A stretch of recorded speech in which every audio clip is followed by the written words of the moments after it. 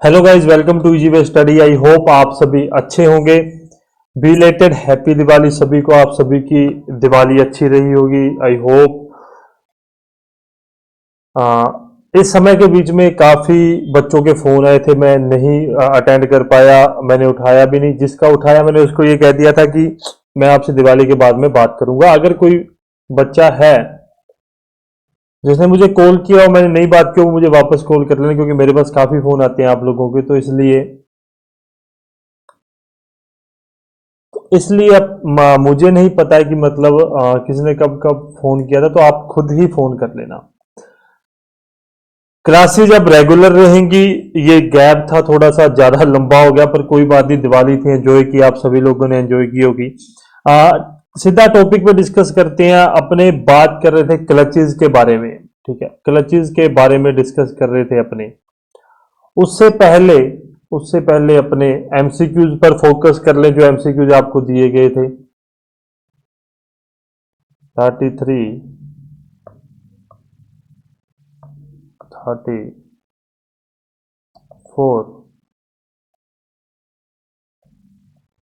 और 35, ये एमसीक्यूज आपको दिए गए थे।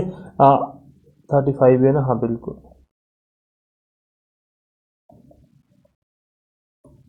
ठीक है। बड़े ही मैंने आपको ये करवा रखे हैं। सिर्फ एक एमसीक्यू जो बीच वाला है, इंजन लाइनिंग, वो मैंने नहीं करवा रखा है अभी तक। मेरे को पता है उस चीज के बारे में, आप चिंता मत कर। मैं बात करूं पहले एमसीक्यूज के बारे में, तो 33 नंबर, in individual pump fuel injection system, मतलब डीजल इंजन में पृथक पंप ईंधन अंत संरेपण प्रणाली में ईंधन भरण पंप का क्या कार्य होता है। मतलब in individual fuel pump injection system of diesel engine, what is the function of fuel feed pump. वो फ्यूल फीड पंप मतलब फ्यूल पंप का पूछ रहा है। सबसे पहली बात तो अपने को एमसीक्यूज पढ़ोगे तो उससे बात क्लियर करना सीखो कि वो पूछ किस बारे में रहा है। वो फ्यूल पंप के बारे में पूछ रहा है, इंजेक्टर पंप के बारे में नहीं पूछ रहा वो, ठीक है। इंजेक्टर पंप के बारे में नहीं पूछ रहा, वो पूछ रहा है एमसी, जो एग्जामिनर ने क्या पूछा है, एग्जामिनर ने पूछा है कि फ्यूल फीड पंप का क्या कार्य होता है। मैंने आपको बताया था कि फ्यूल फीड पंप का क्या कार्य होता है। मैंने वो नहीं पढ़े अभी तक आपके सामने, पर मैं बता रहा हूं आपको। फ्यूल फीड पंप का कार्य होता है कि वो टैंक से, जहां डीजल इकट्ठा रहता है, वहां से इंजेक्टर इंजेक्शन पंप तक क्या करता है, फ्यूल को पहुंचाता है। ये क्या होता है, लो प्रेशर। आपको डायग्राम भी याद होगा individual fuel pump injection system का, आप खोल के देख लेना। कुछ इस प्रकार से था वो कि यहाँ पर इंजेक्टर लगा हुआ है, और यहाँ पर भी एक इंजेक्टर लगा हुआ है, और यहाँ पर दो हाई पंप, जिसे अपने कहते हैं इंजेक्शन पंप, और यहां से लो पंप के द्वारा, ये हाई पंप था, ठीक है। लो पंप जो अपना फ्यूल फीड पंप है, वो टैंक से उठाएगा और हाई पंप में जाएगा। हाई पंप क्या, इंजेक्टर में सही टाइमिंग पर फ्यूल को इंजेक्ट करने में सहायता करेंगे। इस बात से एक बात क्लियर होती है कि जो फ्यूल फीड पंप का कार्य है वो क्या है, टैंक से फ्यूल इंजेक्शन पंप तक फ्यूल को पहुंचाना, ये उसका कार्य है। ये बात आपको क्लियर होनी चाहिए, और मैंने ये बात आपको अच्छे से करवा रखी है। अब अपने ऑप्शन पढ़ लेते हैं। समझ आ रहा होगा, किसी को कोई प्रॉब्लम नहीं होगी। विद इन ए मंथ, मतलब 30-35 क्लासेस के अंदर अंदर अपना सिलेबस पूरा हो जाएगा। आप उस चीज की चिंता मत करना, ठीक है साहब। क्या है, to supply correct quantity of the diesel to the injector. नहीं, क्या कहना चाहता है कि फ्यूल पंप का कार्य क्या होता है कि इंजेक्टर को सही क्वांटिटी में डीजल देना। नहीं, ये कार्य किसका होता है, ये कार्य होता है इंजेक्शन पंप का। इंजेक्शन पंप का ये कार्य होता है, किसकी बात कर रहे हैं, इंडिविजुअल पंप फ्यूल सिस्टम की बात कर रहे हैं। तो इंजेक्शन पंप का कार्य होता है कि वो इंजेक्टर को सही मात्रा में डीजल प्रोवाइड करेगा। To provide high pressure of the for the injection of diesel, बिल्कुल नहीं, ये लो प्रेशर पर इंजेक्शन पंप तक पहुंचाता है। इंजेक्शन पंप हाई प्रेशर पर इंजेक्टर में डीजल को पहुंचाता है। तो ये दोनों तो अपने गलत है। डीजल में सही मात्रा में अंतःप्रेरित तक पहुंचाना, इंजेक्टर मान लो यार, ये पता नहीं क्या लिखा है, इसलिए मैं हिंदी को मतलब वो कहता हूं कि आप हिंदी को छोड़ के चलो, पर आपको अगर वो सूटेबल है तो अच्छी बात है। डीजल इंजेक्टर हेतु उच्च दाब उत्पन्न करना, ये दोनों ही नहीं है। To supply diesel from tank to injection pump, ये मैंने आपको करवाया है। डीजल को टंकी से इंजेक्टर पंप तक पहुंचाना, ये होगा इसका सही उत्तर, ये भी नहीं है। To supply diesel to the injector at the correct timing, नहीं है ये काम किसका, ये काम है इंजेक्शन पंप का। आई होप आपको ये बात समझ आ गई होगी कि देखो प्रश्न इसी प्रकार से बनेंगे। आपको ऐसा कोई भी प्रश्न देखने के लिए नहीं मिलेगा कि आपको ये लगे कि हाँ यार ये तो बस हो गया, नहीं, आपको उस चीज को समझना पड़ेगा कि वो पूछा क्या जा रहा है आपसे। यदि आप में इस चीज की एबिलिटी नहीं है तो आप इस चीज को मतलब जनरेट कीजिए, आप एमसीक्यूज लगाइए, उसको समझिए, पहले समझिए एमसीक्यूज को। समय टाइमिंग पर वर्क मत करो, सिर्फ उस चीज को समझने पे वर्क करो, ठीक है। तो ये इसका सही आंसर है और मैंने इसको यहां लिख भी रखा 39%, बहुत ही अच्छी बात है। 39% बच्चे ऐसे हैं जिन्होंने सही आंसर दिया है, बाकी आप खुद अपनी हालत देख लीजिए, ठीक है। आगे चलता हूं। मैंने ये नहीं करवा रखा, मैं सीधा सीधा इसका आंसर बता देता हूं। Cast iron liner, aluminium cylinder block engine में क्या कौन सी लाइनर चाहिए होती है, रिक्वायर होती है, तो कास्ट आयरन की, डलवा लोहा लाइनर की, मतलब ये आपका सही आंसर है। जिसने कर रखा है वो अच्छी बात है। 63% बहुत अच्छा रेशो है। मुझे लगता है आप लोगों ने पहले ही पता नहीं ये कर लिया है क्या चक्कर है, पर अच्छी बात है, जो भी है अच्छा है। आगे चलते हैं। 72% सबसे बेस्ट अभी तक का ये है, और ये आपका कहां गया, ये आपका आंसर भी सही है। इसमें मेरे को कुछ समझने समझाने वाली बात नहीं है, मैंने आपको सीधा सीधा करवा रखा है। 153 स्टार्टिंग में हो तो उसको आप ओके कर दीजिए। 6 सिलेंडर के लिए जो इनलाइन इंजन होता है उसमें 153,624 उसका सही आंसर होता है, और वही आप सभी लोगों ने कर रखा है। अब थोड़ा सा स्क्रीन पे फोकस कीजिए। एक दुष्यंत सिंह लाना, मेरे को अच्छा लगा यार, उन्होंने एमसीक्यूज भेजे क्लच के लिए, और यही मैं आपको थोड़ा सा होमवर्क भी देना चाहता हूं। मैंने सारे अटेम्प्ट कर लिए। बेसिकली ध्यान में रखना कि कौन से व्हीकल में कौन सा क्लच यूज होता है। जब अपना क्लच, ये आपके लिए होमवर्क है कि कौन से व्हीकल में कौन सा क्लच यूज किया जाता है। क्लच यूज इन स्कूटर कौन सा होता है, मल्टी प्लेट क्लच होता है, सिंगल प्लेट क्लच नहीं होता। ये बातें आपको, ये होमवर्क है कि आपको ध्यान में रखना है कौन से व्हीकल में कौन सा क्लच अपने यूज करते हैं। ये आपके लिए होमवर्क है, और ये आपको होमवर्क मतलब करके आना है आप सभी को। क्लच यूज इन ट्रक कौन से होते हैं, वो सिंगल प्लेट क्लच होते हैं। कारण क्या है उसका, कारण मैं आगे चल के आपको समझाता हूं। जब अपने मल्टीप्लेट क्लचेस समझेंगे, आप पढ़ेंगे, आज की तारीख में करेंगे, तब आपको ये बात समझ आ जाएगी। उसके बाद में which of the following is no type of clutches, तो वो सिलेंड्रिकल क्लच नहीं है, सेंट्रीफ्यूगल, डायफ्राम, वैक्यूम क्लच होता है, ठीक है। क्लच यूज इन ट्रैक्टर कौन सा होता है, तो वो भी सिंगल प्लेट क्लच होता है। इससे आपको एक बात समझ आ रही होगी कि जितने भी हैवी व्हीकल्स है ना सर, उसमें सिंगल प्लेट क्लच यूज होता है। आपके कहने का मतलब ये, और जितने भी लाइट व्हीकल है उसमें मल्टीप्लेट क्लच यूज होते हैं। पर इसका नाम सुनने से तो ये महसूस होता है कि सिंगल प्लेट क्लच और multiplate clutch. Single plate clutch तो मतलब टू व्हीलर्स या छोटे व्हीलर में होना चाहिए, ऐसा नहीं होता। मल्टीप्लेट क्लचेज ही छोटे व्हीकल में यूज होते हैं, वो आपको मैं समझाऊंगा। Which of the following clutch is friction type, all of the above आएगा। The following provides a smooth means of disengagement and engagement between the engine and the reminder of transmission system. Clutch ही engage और disengage के लिए use होता है। Clutch plate is hold in between dash and pressure plate, किसके बीच में होती है क्लच प्लेट, फ्लाईव्हील और प्रेशर प्लेट के मध्य लगी रहती है। ये बहुत बहुत ही ज्यादा अच्छी बात है कि यार इन्होंने एमसीक्यूज भेजे। और एक इन्होंने एक मुकुंद VATS ने पूछ रखा है, सर मैंने बीटेक ऑटोमोबाइल इंजीनियरिंग 2020 में खत्म हुआ है तो मैं अप्लाई कर सकता हूं? अगर 2022 तक वैकेंसी आती है, लाइसेंस है, तो आप अप्लाई कर सकते हो, अदरवाइज आप नहीं कर पाओगे। आगे चलते हैं। 10 मिनट मेरे को लगता है यही निकल जाते हैं डेली की तरह, पर अच्छी बात है, कोई बात नहीं। हम डिस्कस कर रहे हैं, डिस्कस करना ही सबसे बेस्ट वे ऑफ स्टडी होता है। यदि आपके मित्रों के साथ, अगर आप दोस्तों के साथ डिस्कस करते हो, उससे बेस्ट कुछ भी नहीं है आपके लिए। ओके, डिस्कस करें डाइफ्राम क्लच के बारे में। देखो सिंगल प्लेट क्लच में खोलूं, एक सेकेंड। हाँ यहां था ना, तो यहां पर सिंगल प्लेट क्लचेज में क्या था कि अपने को प्रेशर प्लेट वगैरह और स्प्रिंग वगैरह देखने के लिए मिलते थे, पर डाइफ्राम क्लचेज में ऐसा कुछ नहीं है। मैंने वीडियो है मेरे पास, मैं वो आपको दिखाता हूं। देखो सिंपली वीडियो है, कुछ नहीं है। अभी मैं इसको एडिट कर सकता हूँ क्या? एक सेकंड में देखता हूँ। हाँ, ड्रॉ का ऑप्शन है मेरे पास। एक सेकंड, हाँ आ गया ना। पेन कौन सा? वाइट है। एक सेकंड रुक जाओ यार, ब्लैक पेन, और थोड़ा सा इसकी लाइनिंग को छोटी कर दूं ताकि आपको समझ आ जाए। देखिए, वहां पर स्प्रिंग का अपने को मतलब सिंगल प्लेट क्लच में स्प्रिंग देखने के लिए मिल रहे थे, परंतु यहां पर डाइफ्राम क्लचेज में अपने को स्प्रिंग की जगह पे डाइफ्राम देखने के लिए मिलता है कुछ इस तरह से। ठीक है, ये तो बहुत छोटा हो गया।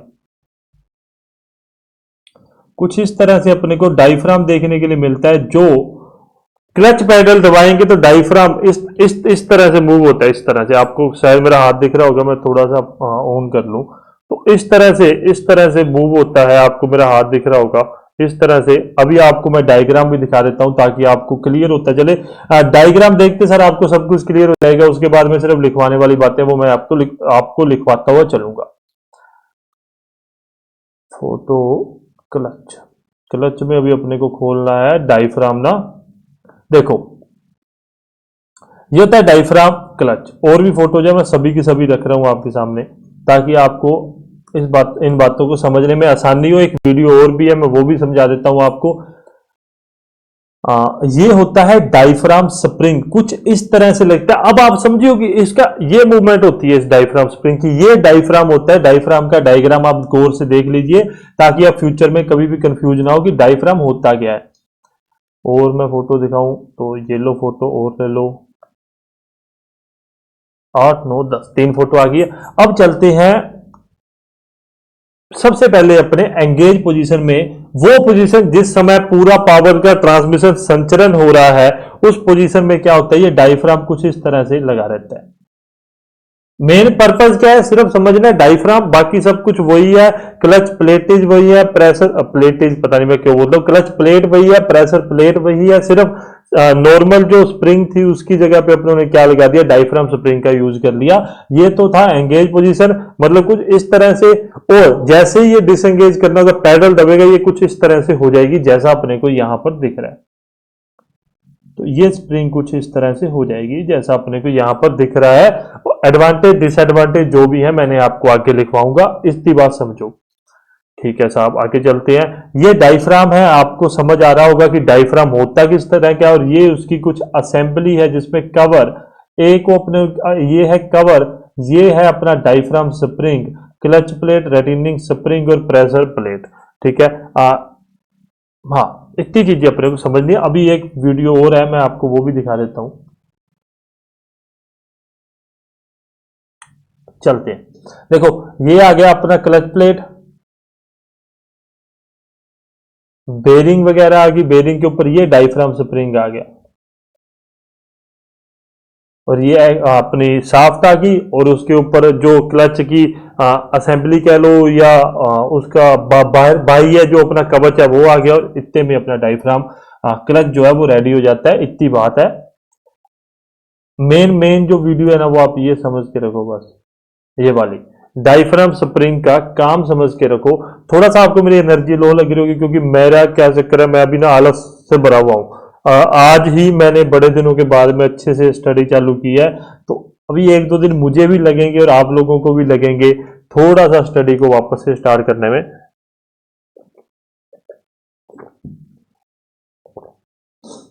ठीक है,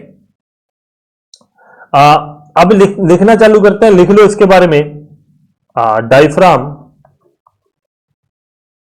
क्लच। डायफ्राम क्लच क्या होता है इसके बारे में एक एक करके अपने डिस्कस करते हैं। सिंगल प्लेट क्लच की तरह ही होता है। प्लेट क्लच के जैसे वर्किंग बस इसमें डायफ्राम स्प्रिंग लगी रहती है, का यूज होता है। स्प्रिंग का यूज होता है, इस बात को आप ध्यान में रखोगे।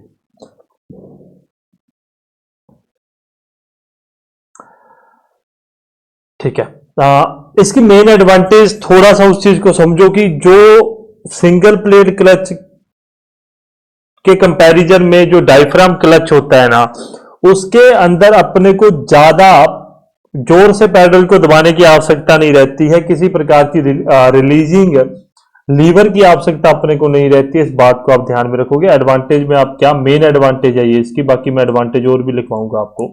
मेन एडवांटेज क्या है, रिलीज लीवर की आवश्यकता नहीं, आवश्यकता नहीं है। और दूसरा अपने पास क्या है, पैडल, पैडल को जोर से दबाकर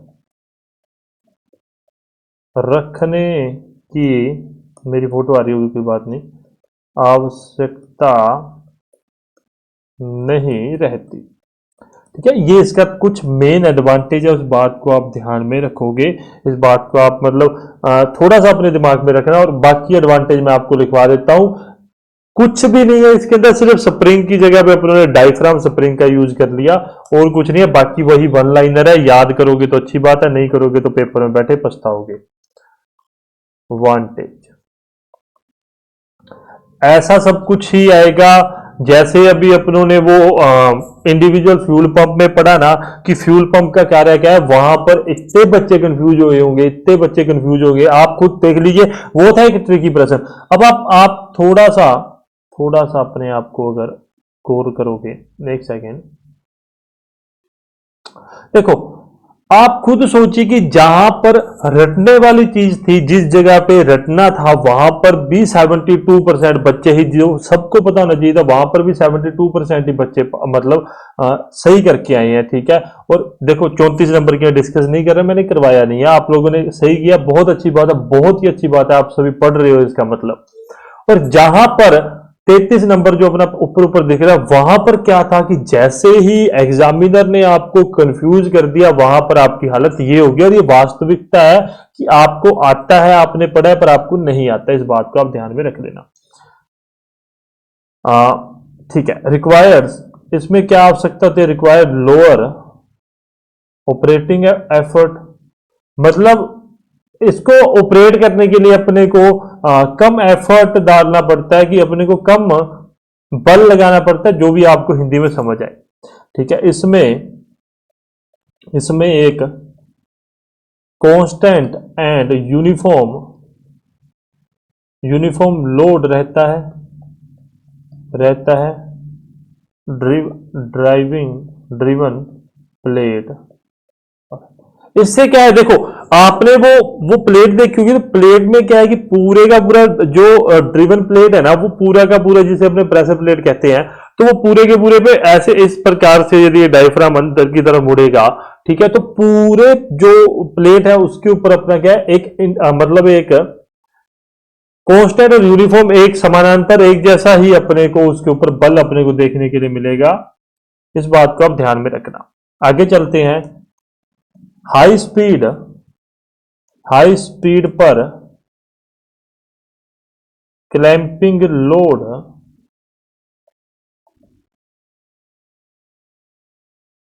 एक second, cramping load diaphragm spring, देखो मैं देख के लिखवाता हूं, आप सभी को पता है स्प्रिंग को अफेक्ट नहीं करता,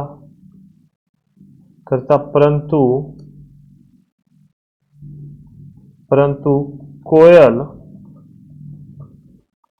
स्प्रिंग में अफेक्ट होता है, तो ये अफेक्ट होता है। इस बात को भी आप ध्यान में रखोगे। आगे एडवांटेज, तो वाइब्रेशन क्या होती है, खत्म होती है। इस बात को आप ध्यान में रखोगे। थोड़ा सा इसका क्या है, कॉम्पैक्ट डिजाइन है, इस कारण छोटा क्लच हाउसिंग कहा जाता है। यार वो आखिरी में लगा था, मेरे दिमाग से नाम निकल गया, कोई बात नहीं। ये था आपका डायफ्राम स्प्रिंग के बारे में डिस्कशन, जो अपनों ने कर लिया। कुछ नहीं है, स्प्रिंग की जगह पे अपनों ने क्या कर लिया, कोयल स्प्रिंग की जगह पे डायफ्राम स्प्रिंग का यूज कर लिया। और इसके अंदर पढ़ने पढ़ाने वाली बातें कोई भी लंबी चौड़ी नहीं है। ठीक है साहब, अब अपने बात करते हैं मल्टी प्लेट क्लचेस के बारे में। मल्टी प्लेट क्लच के बारे में डिस्कस करते हैं। किसके बारे में बात करते हैं? मल्टी प्लेट क्लच के। बहुत क्लच है यार, इतनी ना बस मतलब ऐसे दिमाग ऐसे से घूमता है क्लच पढ़ के। मल्टी प्लेट क्लच के बारे में डिस्कस करते हैं। फोटो मैं सबसे पहले ले आऊंगा। मल्टी प्लेट क्लच से आपको एक बात समझ आ रही होगी, सिंगल प्लेट और मल्टी प्लेट मतलब जहां पर एक क्लच प्लेट यूज होती थी वहां पर मल्टी मतलब बहुत सारी क्लच प्लेट यूज होगी। बिल्कुल आपने सही पकड़ा, बिल्कुल आपने सही पकड़ा। वहां पर बहुत सारी क्लच प्लेट क्या है अपने यूज होगी। ये जो अपनी प्लेटें देख रहे हो, ठीक है, ये जो अपनी प्लेटें देख रहे हो ये अपने क्या है बहुत सारी यूज होती हैं। ठीक है, ये क्या है क्लच प्लेटीज क्या है? प्लेटीज पता नहीं मैं क्यों बोलता हूं। क्लच प्लेट क्या है अपने को बहुत सारी यूज होती है, इस बात को आप ध्यान में रखोगे। इस चीज से एक चीज समझ आ गई, वर्किंग सेम है। मैंने इसीलिए आपको सिंगल प्लेट क्लच की वर्किंग समझा दी, उसके कंपोनेंट समझा दिए, ताकि आगे चल के अपने को इस चीज में समय ना बर्बाद करना पड़े। वर्किंग सेम है। होता क्या है, मल्टीप्लेट क्लचेज का यूज कर देते हैं। अगर अपने मल्टीप्लेट क्लचेज का यूज करते हैं तो उस चीज से आपने गौर किया होगा कि सिंगल प्लेट क्लच जो थी उसकी क्लच प्लेट इतनी बड़ी थी, परंतु मैं पेन चेंज करूं, पर ये भी सही। परंतु मल्टीप्लेट क्लचेज में आप देख रहे हो सिर्फ इतनी की ही प्लेटें हैं। तो इससे एक चीज अपने को समझ आ रही है, वो क्या चीज है कि इसका जो साइज होगा ना वो छोटा होगा। जगह भी क्या करेगा, जगह जगह कम घेरेगा। जगह कम घेरेगा तो अपने इसको उन व्हीकल्स में यूज करेंगे जहां पर जगह का कमी होती है, और इसी कारण से अपने इसको छोटे व्हीकल्स में यूज करते हैं। टू व्हीलर्स वगैरह में यूज किया जाता है मल्टीप्लेट क्लचेस को। इसके अंदर भी ड्राई और वेट दो आते हैं, वो अपने आगे चल के बात करेंगे। ध्यान में रखना, ये आपका होमवर्क मान लो, कुछ भी मान लो, होमवर्क मान लो, होमवर्क मान लो। किस व्हीकल में कौन सी क्लच यूज होता है? ठीक है, मतलब किस व्हीकल में कौन सा क्लच यूज होता है, ये आपके लिए मतलब आप एक तरह से अपना होमवर्क समझ के इस चीज को कर सकते हैं कि आप लोगों के लिए क्या है, एक होमवर्क है। इस बात को आप ध्यान में रख लेना। मोटरसाइकिल टू सॉरी अपना स्कूटर वगैरह टू व्हीलर में अपने मल्टी प्लेट क्लचेज का यूज करते हैं। कारण आपको बता दिया, हाउसिंग कम हो जाएगी, क्लचेज का जो डायामीटर है, व्यास जो है वो कम हो जाएगा, नंबर ऑफ प्लेट बढ़ जाएंगी, जिस कारण से वो जो ओवरऑल जो होगा वो सिंगल प्लेट क्लच की तरह ही पावर ट्रांसमिशन करेगा, परंतु इससे साइज का छोटा होने के कारण अपने छोटे व्हीकल्स में इसका यूज कर सकते हैं। ये बात मैंने आपको अच्छे से समझा दी, और ये बात आप ध्यान भी रख लेना। आपके एमसीक्यू अभी वो अभी पूछा ही गया है आपके सामने, ट्रक का पूछ लिया, ट्रैक्टर का पूछ लिया, टू व्हीलर का पूछ लिया, वो सब आप ध्यान में रखना। ठीक है, मैं सिंपल सिंपल बातें लिख देता हूँ। मल्टीप्लेट क्लच में सिंगल प्लेट से ज्यादा फ्रिक्शन प्लेट लगी रहती हैं। मैं सिंपल लिख देता हूँ, ज्यादा फ्रिक्शनल प्लेट लगी रहती है,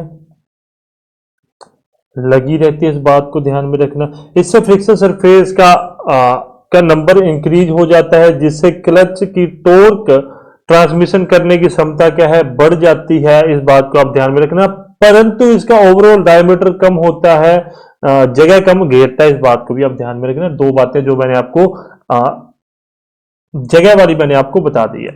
इससे इससे क्या होगा, फ्रिक्शनल सरफेस, बिल्कुल ऑब्वियस सी बात है, जो फ्रिक्शन घर्षण का सतह है वो बढ़ जाएगी। इतनी सारी प्लेटीज पता नहीं मैं क्यों बोल रहा हूं, इतनी सारी प्लेट लगी रहती हैं, फ्रिक्शन सरफेस का नंबर इंक्रीज इंक्रीज हो जाता है,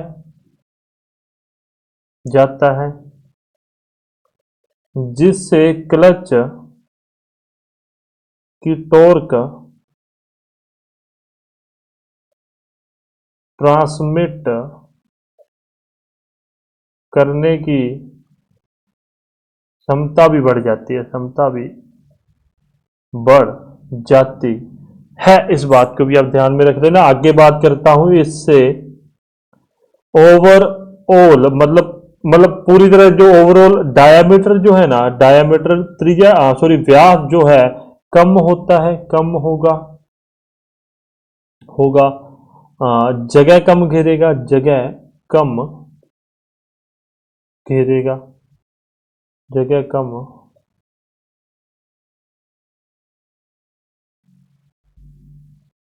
घेरता है। अच्छा साहब, इसका यूज बता दीजिए। यूज बता देते हैं आपको।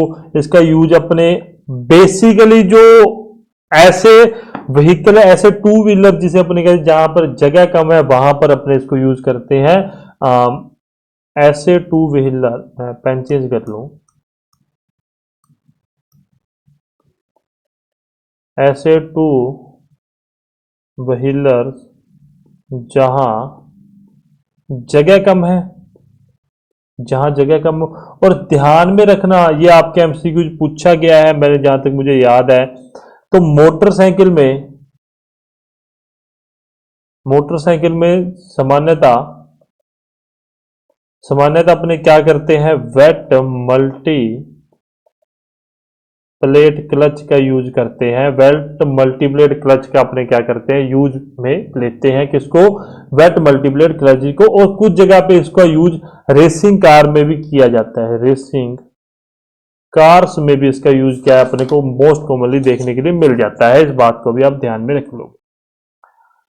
ठीक है साहब, आगे चलते हैं, डिस्कस करते हैं अपने एडवांटेज के बारे में। बिल्कुल जी, एडवांटेज के बारे में अपने डिस्कस कर लेते हैं। ये क्या करता है, जो टॉर्क को ट्रांसमिट करने की कैपेसिटी है, क्षमता है, उसको बढ़ा देता है। ठीक है, टॉर्क ट्रांसमिशन की क्षमता, एक सेकेंड, की क्षमता बढ़ती है, इस बात को आप ध्यान में रखोगे। डायमीटर व्यास कम हो जाती है, जिससे क्लच असेंबली का साइज भी कम हो जाता है। इस बात को भी आप ध्यान में रखोगे। और बस ये दो ही चीजें हैं, दो चीजों पे आप मतलब इस चीज पे फोकस कर लेना। आगे बात करते हैं, आगे चलते हैं। Single plate clutch, single plate में एक स्प्रिंग वाला, कोयल स्प्रिंग वाला और एक डायफ्राम वाला। मल्टीप्लेट क्लच भी अपनों ने कर लिया। आगे चलते हैं, छोटी छोटी बातें हैं, छोटी छोटी चीजें, उस चीज को समझते रहो, और कुछ और कोई भी बात नहीं है। आगे चलते, आगे डिस्कस करेंगे अपने। नेक्स्ट हेडिंग डाल लो, कौन क्लच। ये कौन क्लच ही करवाऊंगा, ज्यादा लंबी क्लास नहीं करूंगा क्योंकि मेरे को थोड़ा सा वो फ्लो में आना है अभी।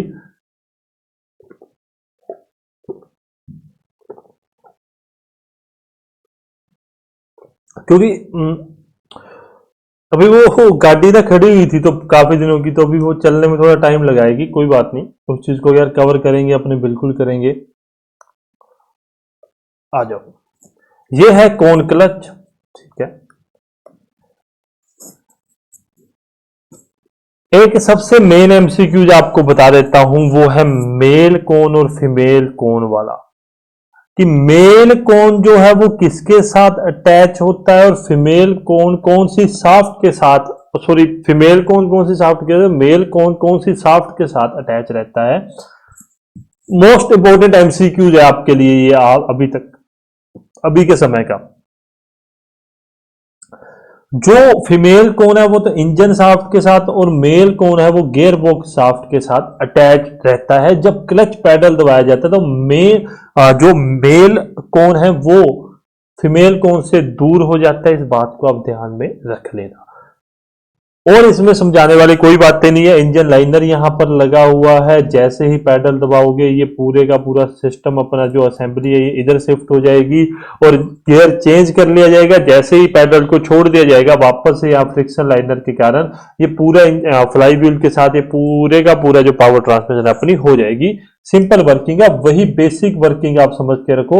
जो बातें करवाने वाली है वो मैं आपको करवा रहा हूं। ध्यान में रखना, ये दोनों चीजों को मैं वो कर देता हूं, हाईलाइटेड कर देता हूं, ताकि आपको ध्यान में रहे कि मेल और फीमेल कोन में थोड़ा सा रिलेशन आप अपने दिमाग में रख लेना। और कुछ भी नहीं है इसके अंदर पढ़ने वाला, और बाकी सब है लिखवाने वाला। लिख देता हूं, कोन के आकार का होता है, जिस कारण से इसे कोन क्लच कहते हैं। इसके अंदर बेसिकली दो लेदर फेसिंग कोन होते हैं, दो लेदर फेसिंग कोन्स रहते हैं।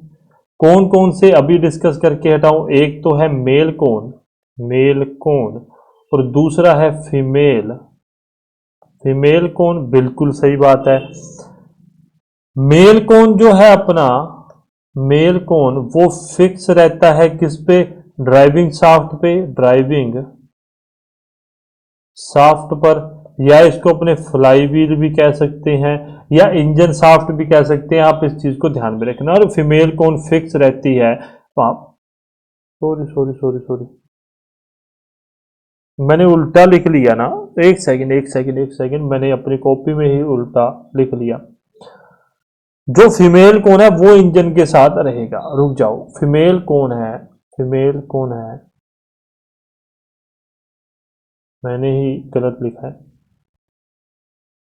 ठीक है। और जो मेल कोन है अपना, जो मेल कोन है वो अपने फिक्स रहता है गियर बॉक्स शाफ्ट के साथ, ठीक है। सॉरी मैंने थोड़ा सा उल्टा लिख दिया था। यहां पर भी आपको दिख ही रहा होगा कि जो फीमेल कोन है वो फ्लाई व्हील और इंजन शाफ्ट के साथ अटैच, और जो मेल कोन है वो गियर बॉक्स शाफ्ट के साथ अटैच रहता है। इसमें कुछ समझने वाली बातें भी नहीं है, आपको सब पता है। आगे चलता हूं, फीमेल कोन के अंदर मेल कोन रहता है, इस बात को आप ध्यान में रख लेना। रहता है जो पैडल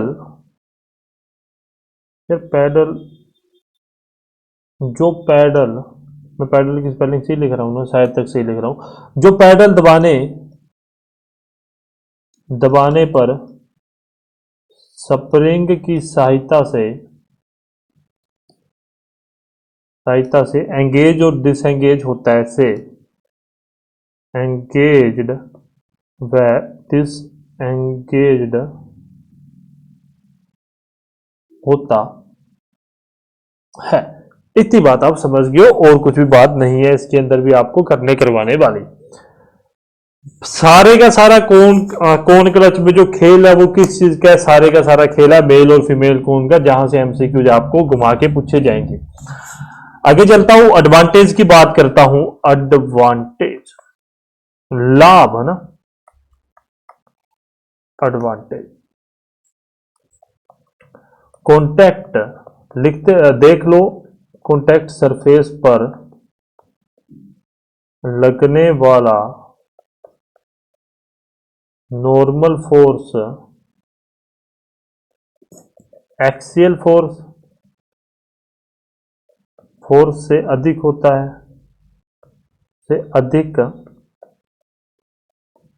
अधिक होता है, जिससे मैं समझा देता हूं आपको,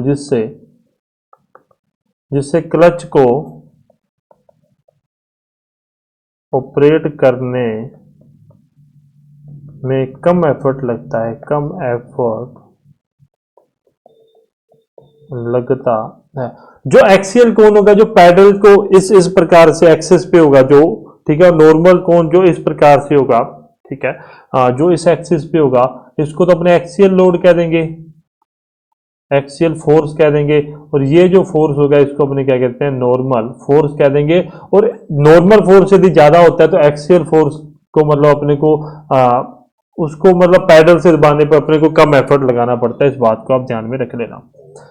आगे चलते हैं, डिसएडवांटेज की बात करता हूं मैं। डिसएडवांटेज की बात करता हूं, यदि थोड़ा सा ध्यान में रखते हुए इस चीज को ध्यान रखना, ये जो लाइन लिखवा रहा हूं ना मैं, यदि एंगल ऑफ कोन 20 डिग्री से कम हो तो मेल कोन फीमेल कोन में बाइंड, मतलब बाइंड मत लिखो यार, बाइंड में जुड़ जाएगा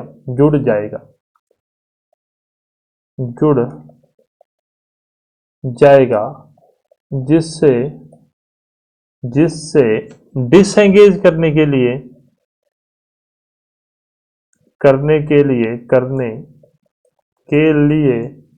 हैवी फोर्स की आवश्यकता रहती है। हैवी फोर्स चाहिए होगा। इस बात को आप ध्यान में रख लेना। इसके एडवांटेज डिसएडवांटेज में ये 20 डिग्री वाला जो कंसेप्ट है ना अपने, ये थोड़ा सा आप ध्यान में रख लेना कि 20 डिग्री से कम होते सारी वो क्या है, जो फीमेल कोन के अंदर मेल कोन जाएगा तो वो उसको पकड़ लेगी, जुड़ जाएंगे वो दोनों, और उसको डिसएंगेज करने में अपने को बहुत ही ज्यादा हैवी फोर्स की आवश्यकता रहेगी। आगे चलते हैं, यदि कोन सरफेस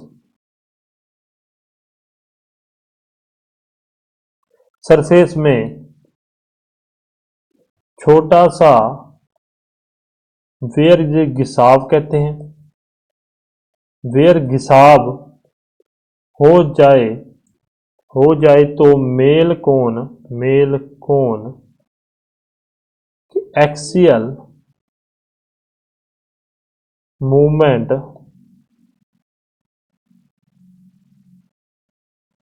मेल कोन के एक्सियल मतलब जो उसके एक्सिस पे, अक्ष पे जो मूवमेंट हो रही है, एक्सियल मूवमेंट फीमेल, मेरी फोटो आ रही होगी कोई बात नहीं, फीमेल कोन के साथ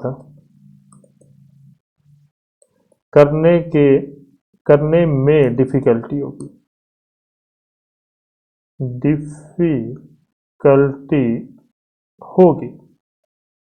इस बात को आप ध्यान में रख लेना। मतलब क्या है कि यदि